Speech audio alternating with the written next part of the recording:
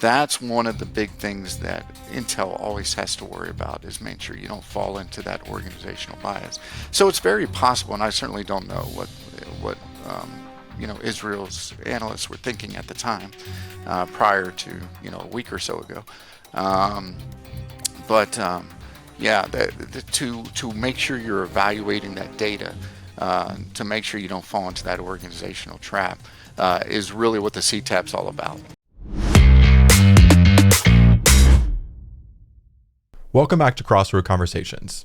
Today, we continue our analysis of the Hamas-Israel conflict, guided by the expertise of Dr. James Hess, Professor of Security and Global Studies at the American Military University. Dr. Hess is an expert in intelligence analysis, having even developed his own framework to be used in understanding and evaluating counterinsurgency and counterterrorism environments.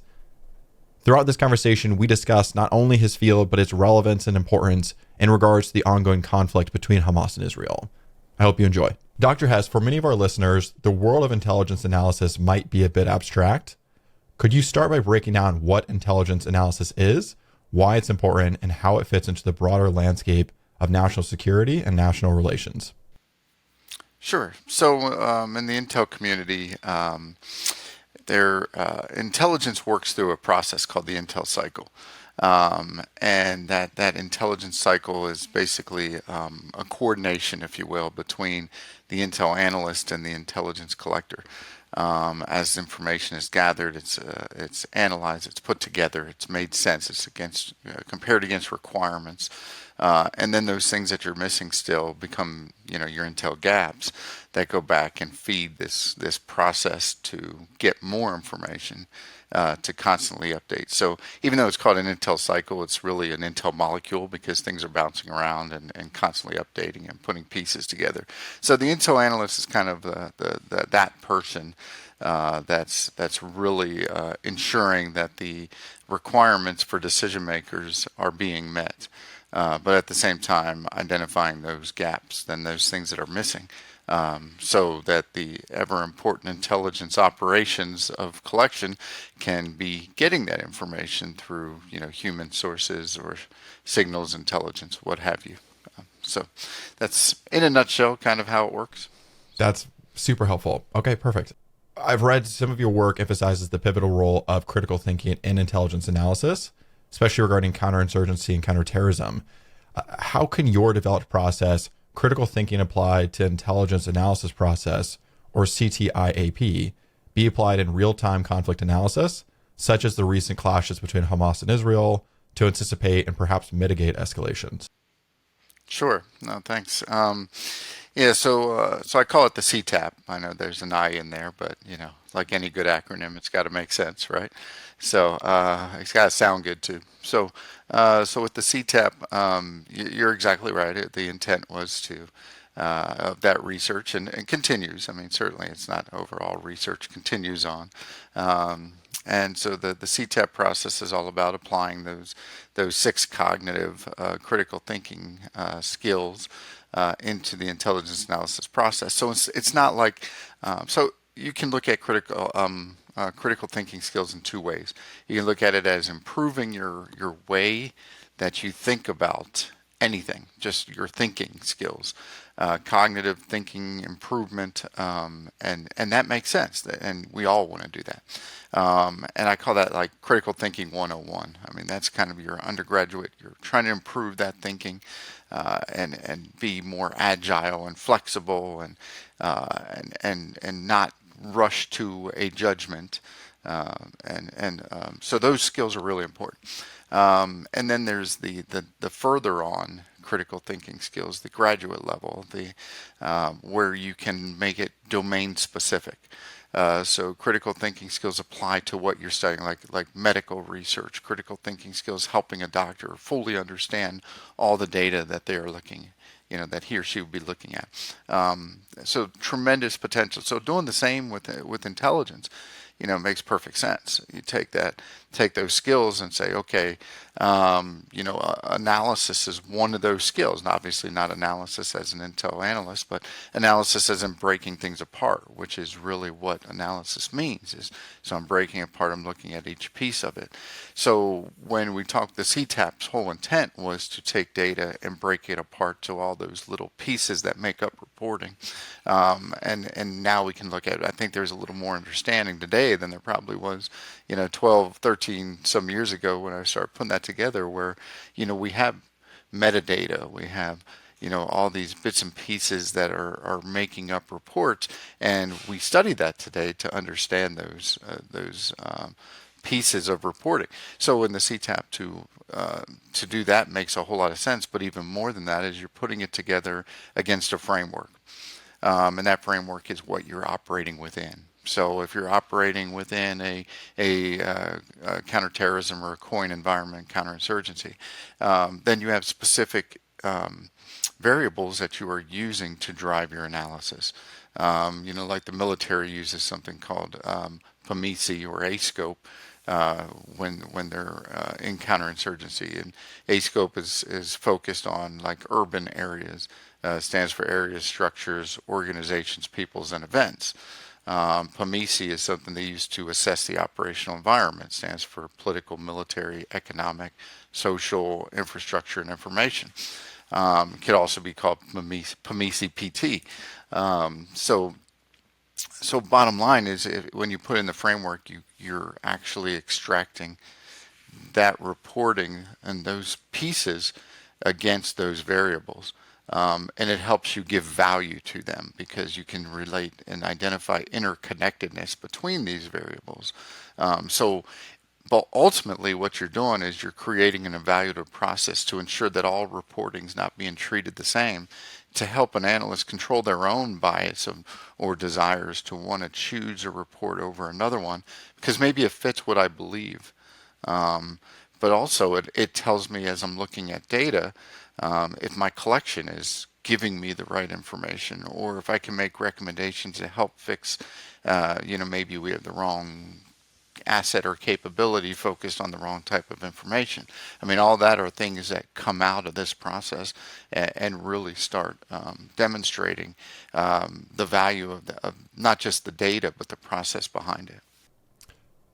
That's extremely helpful. In terms of, so my undergraduate degree was in public policy and leadership, and one of the big things we focused on was always taking into consideration negative externalities and unintended consequences when implementing policy. How much of these frameworks are those two things sort of taken into consideration or built in to think about all the things that could happen as we move forward with this plan? Yeah. No, excellent. No, so I think so. The sixth step of this cognitive process from critical thinking skills that was integrated is called self-regulation, and that one specifically kind of gets on that. It's our QC. How are we making sure we're getting what and seeing what we think we are? How are we actually evaluating this data? And I know you brought up how can this be used with current situations like Israel and Hamas. I didn't even start getting to that part yet. To the light conversation. Yeah. So, 100% applies 100%. When I was deployed in both Iraq and Afghanistan, we certainly used the CTAP process. I would say it actually informed what I was doing, and I learned a lot when I started employing it. I wouldn't say by any means it was at the final product where it was by the end, but certainly was able to see and demonstrate if things were okay. This is good information that we have here, or here's things we're missing, or I think the best value was, instead of going in with the traditional here's a course of action comparison, it automatically does that by default, because you're automatically evaluating. So you can look at it and go, I've got 20 reports versus I've got 10 reports. Instead of looking at it just in a quantitative basis like that, it can go, well, I got 20 reports, but its overall value is less than those 10 reports. So that tells me that the type of data I'm getting, this value, doesn't have as much meaning as the smaller amount of holding. So that has a lot of impact. So yes, certainly you could use this in Israel with Hamas, etc. Hamas, yeah, anything in the any conflict. Would it make sense to use in a force on force? The large full-blown high-intensity conflict that whichever name you prefer to use for all-out war. I would say yes, but there's going to have to be some modifications made because of the timeliness impact. Um, and part of that is, I think it would probably have to be automated better if it was going to be used in more of a high intensity conflict role. Can you Because I've tried elaborate? to automate it, but yeah, sure. Yeah. So, the CTAP is focused on evaluating data. So a lot of that is, for instance, when I'm doing it, I'm sitting there, I'm looking at the reporting, I'm putting it into a spreadsheet or a database, and I'm ensuring then that it's being applied to the variables it's supposed to be applied to. So I'm going in and making sure all that's proper, that's correct. I could print it out as I need to, but obviously display it more and work through it just like any other spreadsheet or databasing. Now, typically I database it, then I display it through a spreadsheet. Um, and then I like to do it by the columns of the framework so I can see the values that I'm looking at. But I've never turned it into an automated program, to where it would automatically feed a queue and update. And so I think if you were going to be in high intensity conflict, because things are a lot quicker in time, 24 to 72 hours are typical, how you plan a battle. And so I would think that to use something like the CTAP that is kind of very thought intensive, that you probably would need that to be automated to be effective in a high intensity conflict. Because just the reality is you're not going to be having the time to sit there in a nice quiet back room trying to put that together. That's not going to With happen. your tea. So realistic about it. Yeah. So, That's fascinating. So I've spent the past 8 years of my career in technology, and automation is a huge part of pretty much every company I've worked for. So we can have another conversation about what companies you should probably reach out to if you want to do that, because I think that adding automation to a lot of these important processes will be helpful in the future for just scaling up your capabilities. yeah, absolutely. I think so too. And I mean, the use of bringing that into an AI-enabled program would be, pretty fantastic. So yeah, I could see tremendous value there. Totally. Yeah, it's an exciting world we're in right now. Okay, so let's go to the next question. So assessing intelligence efficacy. Reflecting on the recent conflict, and I think you'll notice many of these conversations are very much oriented around the recent conflict. That sort of prompted me to jumpstart this podcast launch, because there are so many people right now trying to get the grasp on what's happening, what's led up to this, what's going to happen. And so a big part of this is me trying to interview experts like yourself to just share more light onto the importance of what's happening over there. Make sense? Yeah, okay, absolutely. I couldn't Perfect. support that concept more. So, Wonderful. Wonderful. Okay. So reflecting on the recent conflict between Hamas and Israel, do you perceive any specific instances or patterns that suggest a possible breakdown or success in intelligence analysis and critical thinking application? How could intelligence frameworks adapt to better handle the complexities and rapid development witnessed in such conflicts? yeah, I think that's a great question, and gosh, there's so many ways you could answer that. Look at this. I think one of the first ones I was thinking as I read this and listening to you even asking again, the amount of false information, the amount of misleading information um, in this conflict has already been demonstrated to be tremendous amounts. Is it fair to say on both sides? Um, I would say that's fair to say. I would say, I don't know. Certainly, I'm not looking at either one to see the level of misinformation that they're putting out. But yeah, I mean, they both have reason to, Of course. whether they're misinformation or whether they're just being very hyperbolic in nature. Either way, that's definitely happening. At a minimum, the hyperbole is very high, and you know that's nature. That's kind of human nature in conflict. Absolutely. You want to get as many people to support you as you can. So you're gonna highlight those issues that say, look how bad they are. This happened. So that's going to happen regardless. And I think that given the presence and value of social media today, the misinformation campaign is going to be tremendous this entire time. And I think it's true and fair to say for both sides. Um, and some of that might be unintentional completely. You might just be trying. The fog of war is very challenging. Absolutely. So it's really really easy to put something out that you believe to be correct at the time, and then find out 2 days later that okay, that's not really what happened. But it's kind of late for me to go back and say Yeah. something It's because already been published and republished. And that's it's, right. yeah. Yeah. So that's tough too. And that's a lot of times that's unintentional. And you talked unintentional consequences before. Well, Yeah. that's a pretty big one. But it happens. So yeah, I certainly think there'll be misinformation by both sides. I think it's already been occurring, and I think it will continue to as we go forward. When I say side, I want to make certain that I'm saying Hamas specifically when I'm talking about the other side for Israel. Yeah, I think So that is a good certainly, distinction as opposed to yeah, Palestinian civilians. that's right. Yeah. That's right. I'm not referring to Palestinians in Gaza. I'm referring to Hamas specifically, Yeah. and Good and clarification. and as well when I say Hamas, it's not fair for me to do that, but that includes all the umbrella groups from Islamic Jihad. That's a part of this too, and I say that's not fair because there are quite distinct differences. So Yeah.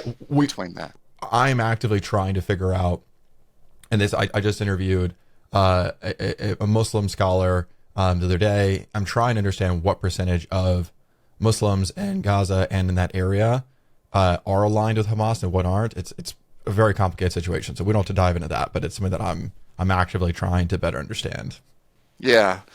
So well, I mean. Um, how many are aligned with Hamas? Yeah, I don't think we'll ever get any kind of concrete numbers. I Right. think that that's kind of the numbers of the day.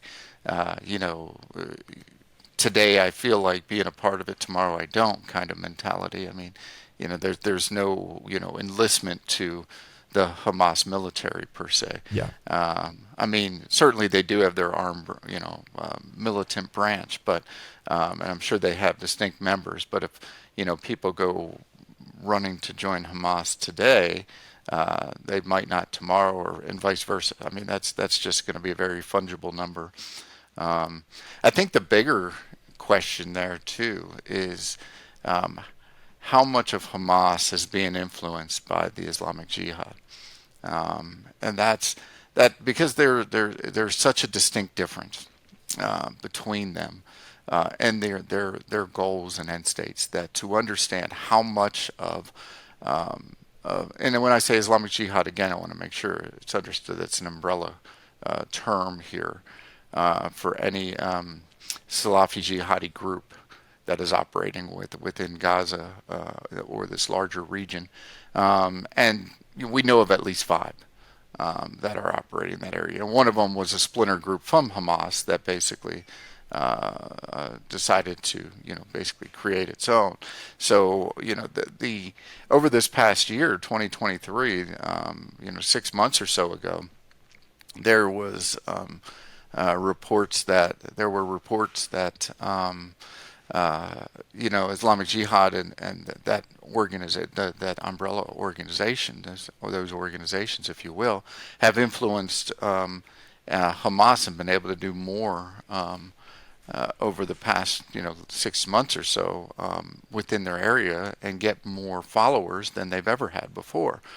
So, I don't know how true that is today. I don't know. I mean, certainly, I think we all heard Netanyahu specifically point out Islamic Jihad a few times Hmm. in his discussions. He's done the Hamas equals ISIS made those statements. Of course, that's that is hyperbole there. That's hyperbolic in nature because they don't have, we were talking about that misinformation. Certainly, he's not talking about it from the aspect of their belief system. He's talking about it based on the acts of terrorism that were conducted, because their beliefs are different. They are unique. Islamic Jihad would have the same belief system as ISIS or Al Qaeda, but to say Hamas does would be taking that a step too far, because they don't have that same belief as the Salafi Jihadi organization does. So then that's important to note. Yes, they're both, you know, both of them, Islamic Jihad as well as Hamas, both originated, of course, ISIS, Al Qaeda, etc., all originated within that Muslim Brotherhood developmental years from from 1928 until the 1950s. But then that's kind of where they all start splintering, is after the Egyptian crackdown on the Muslim Brotherhood. And then the Muslim Brotherhood basically, formally renounces violence, and then those that were frustrated by that leave and create their own organizations. Hence, Zawahiri going to the Egyptian Islamic Jihad, and he takes them obviously to Pakistan and joins with Bin Laden, and Al Qaeda is born from that. You have ISIS, Hamas is formed, but they form basically, in the 80s to liberate Palestine, in their words. So not with the same rejection of traditional Islam, which is what Salafist jihadi organization does. It's not hyperbolic or too far to say that they reject traditional Islam, and they do that through actually pretty sophisticatedly in some terms. They use Sharia as a weapon. And I don't think people fully understand that when they're told, well, we got to implement Sharia law. Okay, well, if you actually understand that in Islam, there is no single checklist that says, I have Sharia law. That's not the case. I mean, Sharia has been defined by the interpretations or ijtihad of the jurists for centuries. Really almost since the very beginning. To say that we have to implement Sharia, that's like so many ways to interpret that you can always be right. That's like saying, make sure you follow the Constitution. Okay, Right. Which well, interpretation? that's right. There's no legal interpretation without the Supreme Court and the judicial branches, etc. Right? In Islamic law, you have the same thing. Okay, there's been these reviews of the jurists over the years of that interpretation, and even to the point where some of the jurists have declared that ijtihad is complete, which means this holy interpretation is. It shouldn't be conducted anymore. It's already done. It's been for centuries. Here it is. And all these different schools have already gone through it and defined it. Like I said, it's weaponizing Sharia, and unfortunately, it's doing it very detrimentally for Islam. So, Yeah. sorry, got on a side tangent on that. No, that's it's one of the fascinating things with these conversations is the topic is so dense that I think that we could talk for hours about it. So condensing it to 30 minutes is not really doing it justice, Yeah. but I think it's necessary for the beginning to try and make sure people can get into it and it can commit to a 25-minute podcast versus a 4-hour, very intellectual discussion. Yeah. Yeah, no, absolutely. I mean, I did a fellowship on this, and it is a very rich topic as you hit on. I mean, just we would to say we read 4 or 5 books every week just to go debate them is not a stretch. I mean, that was about the norm. That's So, amazing, though. That's very cool. yeah, it was truly enjoyable, and I was surprised how much I was able to really learn. It was tremendous, and so much of it applies throughout this whole time. So, Absolutely. Okay. So here's another question for you. So, Dr. Hess, given your deep expertise in intelligence analysis and critical thinking, can you shed light on the potential gaps or oversights that might occur in even the most advanced intelligence systems, as evidenced by the recent tragic failures of Israeli intelligence in the face of the Hamas attack? How can rigorous analytical methodologies potentially prevent such lapses in the future? Yeah, it's a great question. Really great questions there. Um, so the biggest thing is to understand that intelligence analysis is, for one, it's not an exact science, as I think we all fully understand that. It's, you are making, I hate to say this because it's really such a bad way to say it, um, but it is still kind of true. It's your best guess many times. And now we do that through a lot of rigor. We do that through testing things. We do that through all these different processes that are built within it It's a very to go. educated So guess.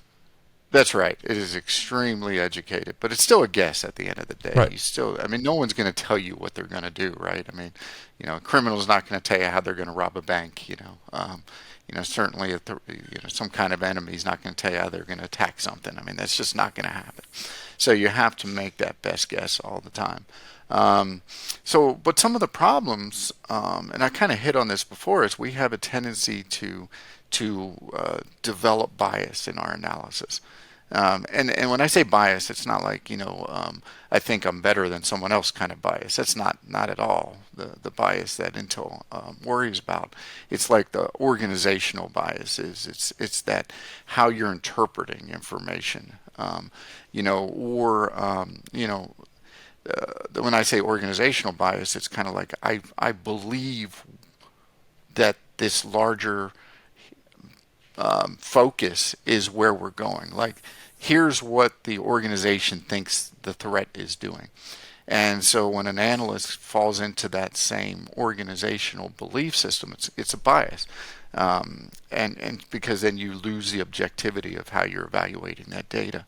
Um, a historical example of that was the Tet Offensive, where the Intel analysts and the reporting that was coming in before the Tet Offensive demonstrated that there was something about to happen.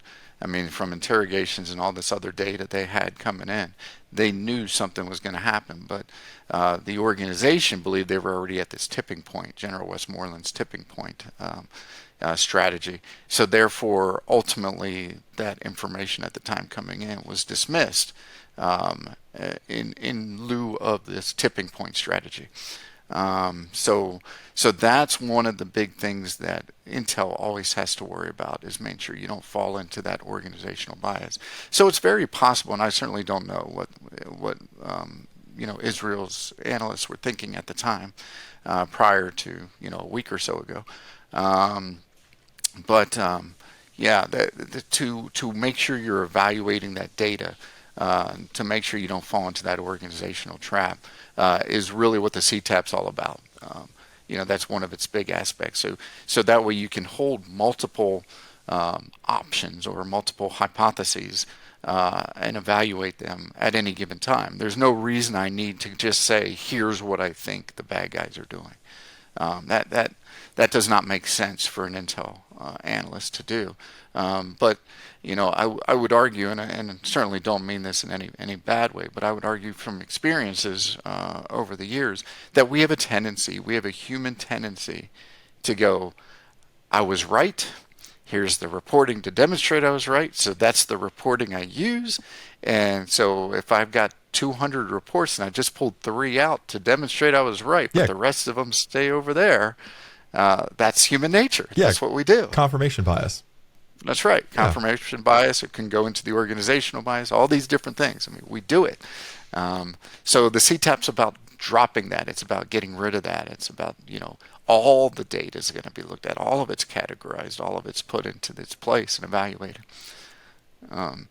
So that's kind of the intent. So there are 2 algorithms that kind of drive the CTAP process, which again did them manually. And the intent was that no data would basically be left back there, so that way I couldn't skew my own analysis. in my own results, because we have a tendency. I'm looking at here's what I believe. Let me get on, and I'm on my computer and I'm keyword search. I need to know if the sky is blue, so I'm typing that in Yeah, every time. So only reports that tell me the sky is blue go into my holdings. So, so that's what this is trying to avoid. I love that. I think that's brilliant, and I'm very much for it. If you could elaborate a little bit on why this topic is so important, why you think that more people should tune in and just become more aware of sort of what's happening in this subject in general. Yeah. So, I mean, I think well, I mean, I think the first reason is, we always want our intel to be as good as it can be. I mean, we should all care about that. And I And mean, why is that? Why would it be uh, a problem if our intel was terrible? well, I mean, I don't want to, use the given. I could say, okay, WMD in Iraq or something like that. We want to make sure that's right. That's a given, Yeah, right? We want to make sound decisions. We don't want our foreign policy and national security decisions decided by less than perfect intel. Now that's wishful thinking, right? Because until I just said, is your best guess. So therefore, it can't be perfect. We're not gonna know exactly, but we want it to be as good as it possibly can. We want to give alternatives and options. We want to be able to really lay out a larger, here's what it means, here's that so what that you hear in the intel community sometimes, which, okay, great. But I mean, you really want to get to why I'm doing this. You really want to inform that as good as you possibly can. The better your intel, the better decisions that are made. The better decisions that are made, hopefully, you can have better operations if you would need to conduct operations. We don't want, civilian casualties in any kind of conflict. We don't want, anything that is unnecessary and avoidable. You want to avoid, because the more of those things you cause, the more you can create the next generation of problems. absolutely. So by being able to have accurate intel, inform better decisions, informed, specific things you're doing, conducting, ultimately the better you're able to conduct your operations. I think about when we first went into both Iraq and Afghanistan, there were efforts, as Intel was receiving reporting, that we almost acted on everything in the initial, because it was just like there was so much of this information, and you were looking at it and trying to make sense of it, and you kind of casted a big net, and just bringing in all this information and trying to make sense of it.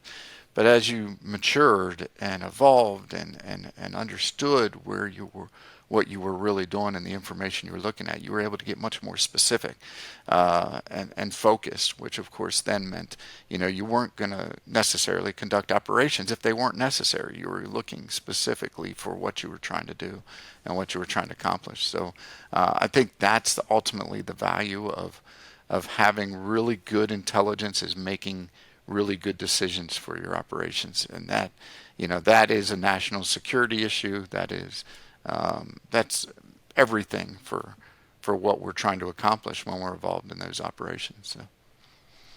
That's perfect. Okay, how can people find you? How can people stay up to date with the work you're doing? Um, Good question. I used to be on social media quite a bit, but obviously I'm not so much. I think we even kind of mentioned that back and forth.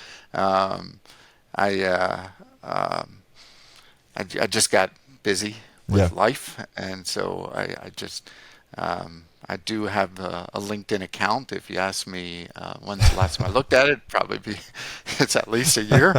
Uh, um, so I have a Facebook account. It's been a while, a long time. I think the most I ever see on that is if I get an email that says somebody posted something. Not that I Yeah. ever even look anymore, though. Um, so I don't really know. I guess just the occasional outreach. I know APUS, American Public University System, they do have things I do. It'll go on the website there. So, because we all share our research. So I'd say that's probably the best way to keep keep track of where I'm at. Or you could always email me if you're interested in anything I'm working on. I'm always on my email. It's on my phone, so I'm always responding there. Okay. And that's james.hess at mycampus.apus.edu. So probably the easiest way. Yeah, that might be something for you to consider if you do want to. I just think your work is very important. So if you do want to reach broader audiences, at least pulling that LinkedIn back up, maybe Yeah. not a terrible Yeah, effort. maybe I should. I'll have to do that. Dr. Hess, I really appreciate it. Thank you so much. Absolutely. Thanks, Thomas. Really enjoyed it. Likewise. Thank you. Thank you. Thank you for tuning in for this episode of Crossroad Conversations. If you enjoyed the discussion with Dr. Hess, please comment below, thank him for his time, and if you'd like for us to bring him back on to ask him more questions about this or other topics, please comment that as well, and we'll reach out to him and see if he wouldn't be open to it. Otherwise, if you have any other subjects that you do want to understand better, and we could bring on a Dr. Hess or one of his peers to help add some more context or insights into it, let me know that as well, as we're hoping to build a community where we can shed more light on these important events. So thank you so much again for tuning in. Please share this with your friends, family, anybody who you think might enjoy it, and we'll see you in the next episode. Thank you.